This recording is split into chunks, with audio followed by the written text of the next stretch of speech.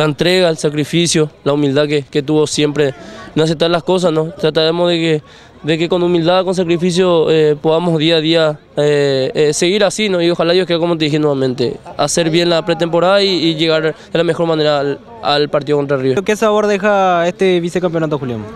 No, a pesar de todo, como vuelvo a decir, el tema del acumulativo, ¿no? Es muy importante sumar la mayor cantidad de puntos posible, porque sabemos que nos acerca a los Libertadores que vienen, ¿no? Todo equipo quiere estar ahí, todo equipo quiere capaz estar en nuestro lugar donde hoy estamos y bueno, trataremos de hacerlo de la mejor manera como lo venimos haciendo. Julián, ¿se puede soñar con esta Copa Libertadores?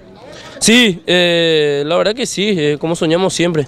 Así que, como vuelvo a decir, ojalá Dios quiera que nos siga bendiciendo, todos lleguemos bien a la pretemporada, hacer bien las cosas y llegar bien al primer partido. La verdad que pasamos rivales difíciles, muchas cosas en el camino, pero bueno, son cosas que el grupo tenía que pasar y bueno, hoy estamos firmes y con la bendición de Dios que es lo más importante. Y ansiedad siempre va a haber, ¿no? Tener en la cabeza que están en una semifinal de Copa, que todo equipo quiere estar, entrar entre los 4 mejores.